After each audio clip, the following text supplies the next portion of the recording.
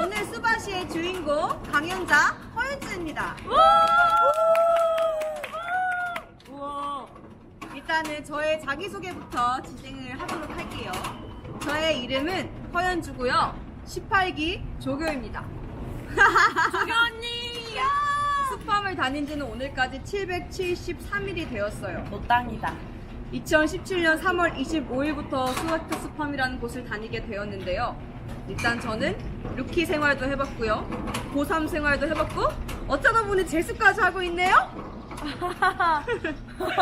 이러한 과정을 속에서 제가 배운 것들이 꽤 많은데 이거를 좀 공유해볼까 싶기도 하고, 그리고 제가 이렇게 강연을 해보면서 나도 놓쳤던 것들을 다시 한번 머릿속에 넣고 마음속을 채우고 싶다는 생각이 들어서 이번 주제는 난 도대체 어떻게 해야 될까입니다. 기대가 되시나요? 네. 일단 과거에 저는 굉장히 오만한 사람이었어요. 지금 제 옆에 있는 저희 동료들도 이런 생각을 분명히 했을 거라고 생각을 하는데 아는 척 했던 것 같아요. 내가 만약에 이렇게 하면 이런 효과가 일어나서 난 대학을 가겠지? 내가 이걸 무조건 해나면 나한테 좋은 효과가 있어서 이건 나를 긍정적인 방향으로 이끌겠지? 근데 잘 생각해보면 안 그랬던 것들도 참 많아요. 그쵸? 그래서 아는 척하고 나의 편의를 위해서 합리화했던 것들이 굉장히 많아요. 나의 가이드를 맹신을 했다던가. 근데 저는 이제 정말 마지막이라는 생각으로 그렇게 더 이상 실수하고 싶지 않다는 생각이 들었어요. 그래서 여러 가지 좋은 생각들이 떠올라서 여러분들께 공유할까 생각하고 있습니다. 일단은 저희는 열심히 해야 할까요? 네. 그쵸? 열심히 해야죠. 근데 열심히 어떻게 열심히 해야 되죠? 잘이요. 잘 해야 되죠. 하지만 그 잘이라는 말도 굉장히 모호하지만 저는 어떻게 해야 되는가가 굉장히 중요한 것 같습니다. 그래서 나는 어떻게 해야 되는가에 대해서 말씀을 드릴 건데요. 일단 예시를 하나 들어볼게요. 한 골목에 떡볶이집이 2개가 있었대요. 근데 여기에는 사람들이 굉장히 많이 모이고 되게 사람들이 많고 맛있었나 봐요. 근데 여기는 손님이 하나도 없는 거예요. 그래서 알고 봤더니 장사는 열심히 하는데 맛은 없었던 거죠. 그러니까 장사에 대한 본질을 잊어버렸던 거예요.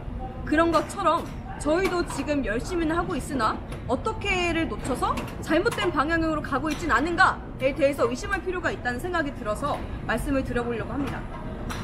첫 번째, 일단 저희는 당연한 것들을 의심을 해봐야 돼요. 입시를 하면서 당연하게 여기는 것들이 무엇이 있으신가요? 선생님 말씀을 잘 들어야 한다. 하지만 그 선생님들의 말씀도 과연 다 정답일까요? 오호. 아닐 수도 있겠다는 생각이 갑자기 들었습니다. 양재영 학생은요? 당연하게 여기는 게 무엇이 있으시죠? 하루가 네. 당연히 힘들어야지만 잘 보냈다는 그런 당연하게 생각하는 게 있어요. 지금. 오늘만을 위해 열심히 살았다라는 걸 말씀하시는 거죠. 그래야지만 그 하루를 알차게 보냈다고 느껴요. 저. 쉬면 뭔가 오늘 너무 이상하게 보냈나 이런 느낌이 들어요. 이게 굉장히 위험한 것입니다, 여러분. 아시겠어요? 몸은 힘들지만 막상 내가 한 것들을 적어보니까 정작 한 게 없어. 나는 열심히 일을 쏟는 것보다 사람들한테 치이고 그 사람들과 대회하고 소통하는 것에 대해서 에너지를 더 많이 썼다면 결과적으로 나한테 더 남은 건 무엇이 있을까요? 그쵸. 제가 이런 것들 때문에 강연을 시작하겠다는 마음이 들었습니다. 그래서요, 항상 의심을 해야 되는데 만약에 내가 어떤 생각이 들어왔어요. 근데 이 생각이 나한테 정말 크게 다가와요. 그럴 때 어떻게 의심을 해봐야 되냐면요. 이거 내가 진짜 안다고 생각하는 거야? 이거 혹시 나의 편의를 위한 합리화가 아닐까? 라는 의심을 해봐야 된다는 거죠. 예를 들면 뭐가 있을까요? 이런 합리화들. 상식을 다 안다고 생각을 해요.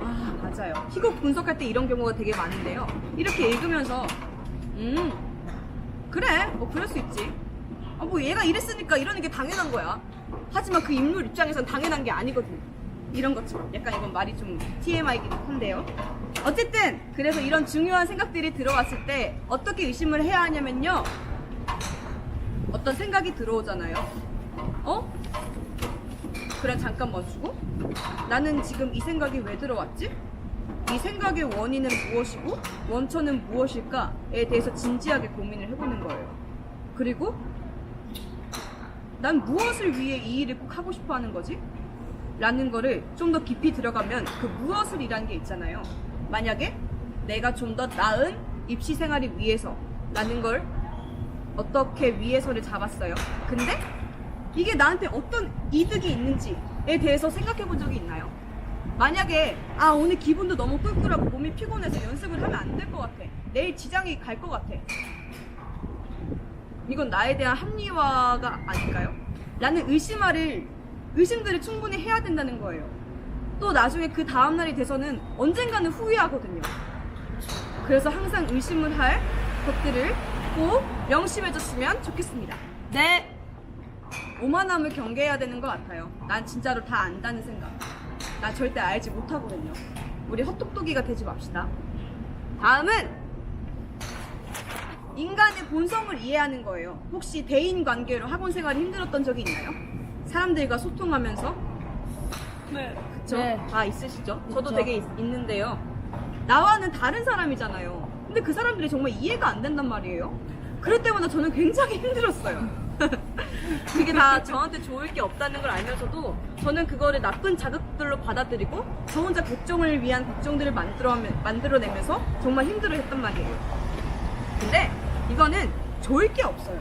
갈등은 혼자 생기는 게 절대 아니거든요. 갈등은 박수예요, 박수. 상대방이 나한테 자극을 줬고 내가 그걸 어떻게 받아들이느냐가 문제인 거죠. 알겠죠? 이런 갈등들을 위해서 우리는 좀 더 좋게 선택을 할 수 있잖아요. 그래서 제가 여러 가지 팁들을 가지고 왔습니다. 첫 번째! 노동. 역지사지! 라는 마음을 갖는 거예요. 좀 말이 진부하긴 한데 어떤 거냐면요. 내가 이해되지 않는 사람들을 이해해보는 거죠. 우리 엄마가 나한테 하는 잔소리들, 내 주변 동료들이 하는 말들, 그 사람들의 행동들, 그리고 나와는 다른 삶을 살고 있는 내 친구들에 대해서 걔네들은 왜 그러고 살까? 이해가 정말 안 되지만 그 사람들의 환경과 그 사람들의 내면에 좀 더 집중해보면은 그 사람이 왜 그렇게 행동하는지 알 수가 있단 말이에요. 정말 한 끗 차이예요. 근데 그 정도는 저는 노력할 수 있다고 생각합니다. 두 번째는 다른 사람들의 단점들을 장점으로 보는 거죠. 이것도 정말 한 끗 차이예요. 이건 저로 예시를 들어볼게요. 저는 정말 예민한 사람이에요. 특히 스트레스가 많이 왔을 땐 더 예민한데 특히 연습할 때 더 그래요.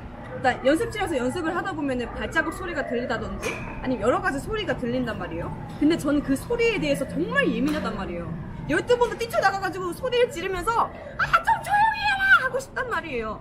근데 이런 예민함을 전 단점으로 받아들일 수도 있지만 이건 저의 장점이라고도 생각을 해요.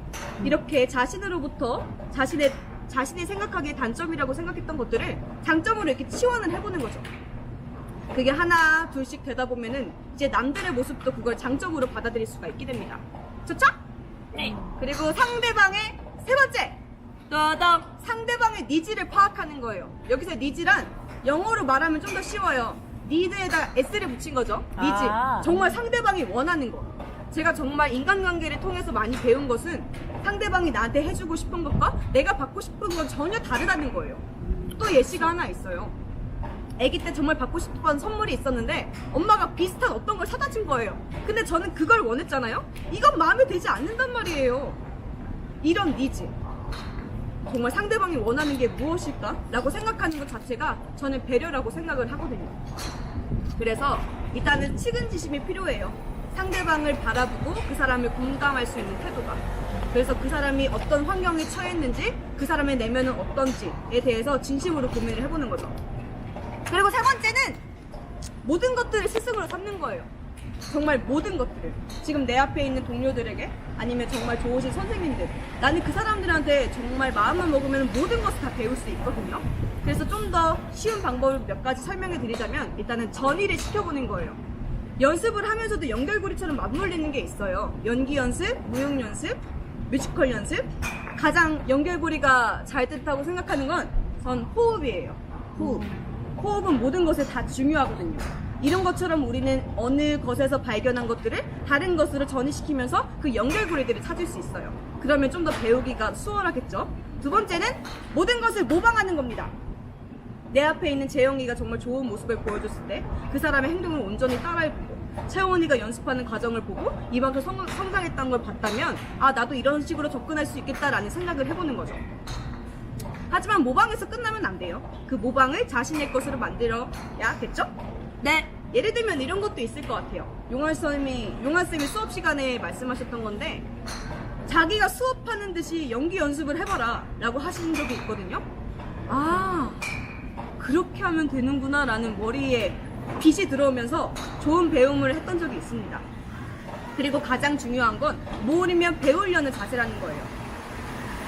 일단 시작은 아는 척이 아니라 모른다는 것을 인정하는 순간 저는 배울 수 있다고 생각을 하거든요. 그러니까 꼭 명심하시길 바랍니다. 그래서 나는 앞으로 어떻게 해야 하는가에 대해서 강연을 했고요. 마지막으로 강조드리자면 열심히 하는 것이 아니라 어떻게 열심히 할 것인가. 중요한 건 어떻게인 거예요. 아시겠죠? 네. 열심히도 어떻게 해서부터 비롯된다고 저는 생각이 되는데, 그래서 제가 생각한 열심이란, 이것도 준서 선생님께서 말씀해 주신 거지만, 열심이란 충분한 관심을 가지고 정확한 방법으로 시간을 투자한다 라는 것인 거예요. 알겠죠? 그러니까 단순히 열심히 하는 것 자체가 아니라 무엇을 위하여 어떻게 할 것인가에 대해서 고민하는 슈퍼민들이 되었으면 좋겠습니다. 네. 감사합니다.